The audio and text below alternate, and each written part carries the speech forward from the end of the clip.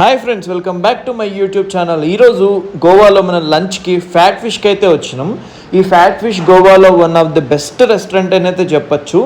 Fat ఫిష్లో fish thali ఉంటుంది, next level. గోవాలో fish thali different ప్లేసుల్లో దొరుకుతాయి, కానీ ఈ ఫ్యాట్ ఫిష్లో మాత్రం క్రేజీ ఉంటుంది. మీరైతే ఖచ్చితంగా ట్రై చేయండి ఎప్పుడైనా మీరు గోవా వెళ్ళినప్పుడు ఫ్యాట్ ఫిష్లో ఫిష్ థాలీని. సో మేము వెళ్ళేటప్పటికైతే ఫిష్ థాలీ అయిపోయిందని చెప్పారు. ఇంకా మెనూని అటు ఇటు తిప్పి కొన్ని అయితే ఆర్డర్ చేసినాము.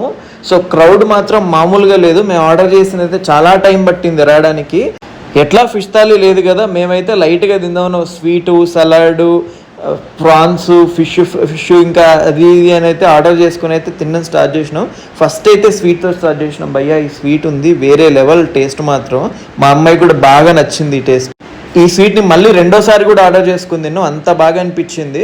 నెక్స్ట్ అయితే ఈ సలాడ్ ఓకే, మరీ అంత ఇది లేదులే, కానీ మా ఫ్రెండ్ సలాడ్ అంటుందని చెప్పి సలాడ్ ఆర్డర్ చేసినాం.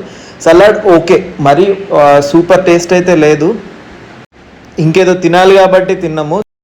నెక్స్ట్ అయితే ప్రాన్స్ ట్రై చేసాము. నేనైతే బేసిక్గా ప్రాన్స్ తినను, నాకు నచ్చదు.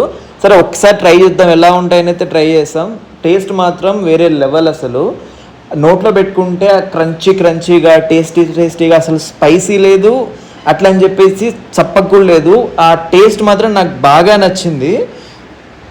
ఆర్డర్ చేసిన ప్రాన్స్ అన్ని నేనే లేపేసిన, వేరే వాళ్ళకి ఎవరికి పెట్టకుండా, అంత బాగున్నాయి అనమాట. నెక్స్ట్ కింగ్ ఫిష్ అయితే ఆర్డర్ చేసాము. నేను ఎప్పుడు ఈ కింగ్ ఫిష్ అయితే తినలేదు, ఎలా ఉంటుందో ట్రై చేద్దామని చెప్పేసి ట్రై చేసా. టేస్ట్ నాకు అంత అనిపించలేదు. వీళ్ళు సరిగ్గా కుక్ చేయలేదా లేకపోతే ఆ ఫిష్ అట్లా నాకైతే తెలీదు. టేస్ట్ మాత్రం నీచు వాసన సంథింగ్ ఏదో అంటారు కదా, ఆ వాసన అంతే వస్తుంది ఆ ఫిష్ నుంచి. అంత మంచిగా అయితే అనిపించలేదు నాకు ఈ కింగ్ ఫిష్. మీరు ఎప్పుడైనా కింగ్ ఫిష్ తినుంటే ఆ టేస్ట్ ఎలా ఉంటుందో అయితే నాకు చెప్పండి. ఇంకా నెక్స్ట్ అండ్ గోవా చేపల పులుసు అయితే ఆర్డర్ చేసాం. ఈ చేపల పులుసులో ఉండేది కూడా అదే కింగ్ ఫిష్ అంట. అది చూసుకోకుండా అయితే మేము ఆర్డర్ చేసినాము. ఓకే, గ్రేవీ బాగుంది. మళ్ళీ ఆ కింగ్ ఫిష్ అదే వాసన. ఈ గోవా వాళ్ళకి ఆ చేపల పులుసు వండడం రాదో తెలీదు, లేకపోతే ఏందో అర్థం కాలేదు. అనవసరంగా అయితే ఈ 2 డిష్లు ఆర్డర్ చేసినాం అనుకున్నాం. ఇంకా ఆర్డర్ చేసినాం కదా, తప్పదు కదా అని అయితే కళ్ళు మూసుకొని తినేసినాం. ఇంకా మా వైఫ్ కానీ నా ఫ్రెండ్స్ కానీ ఇవేమీ తినలేదు, ఎందుకంటే వాళ్ళకి అంతగా నచ్చలేదు.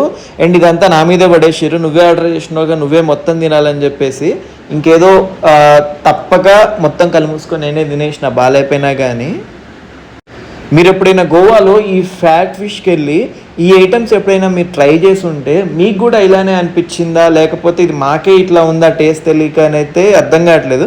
ఒకవేళ మీకు ఎలా అనిపించిందో మీరైతే కామెంట్ చేసి చెప్పండి. మాకైతే ఓకే, అన్నీ ఓకే కాదు, కొన్ని ఓకే, కొన్ని అనవసరంగా ట్రై చేసామేమో అనిపించింది. సో ఇదంతా కాదని దీని తర్వాత ఒక పాస్తా ఆర్డర్ చేసుకుని అయితే వేసేసాం. పాస్తా టేస్ట్ మాత్రం వేరే లెవెల్ ఉంది భయ్య. ఇన్ని తిన్నది ఒకటైతే ఈ పాస్తా తిన్నదైతే ఒకటి. ఏమో ఈ గోవాలో ఏమేమి బాగుంటాయో ఎవరికి తెలుసులే, కానీ ఈ పాస్తా మాత్రం అదిరిపోయింది. నెక్స్ట్ గోవాలో మస్ట్ ట్రై ప్లేస్ అయినా బర్గర్ ఫ్యాక్టరీకి అయితే వెళ్ళాము. క్రేజీ ఉన్నాయి భయ్య. ఇది నెక్స్ట్ వీడియోలో ఈ రివ్యూ చెప్తా, ఈ బర్గర్ ఫ్యాక్టరీలో బర్గర్స్ ఎలా ఉన్నాయి అనేది. వీడియో మాత్రం కంప్లీట్గా చూడండి. Thank you so much for watching.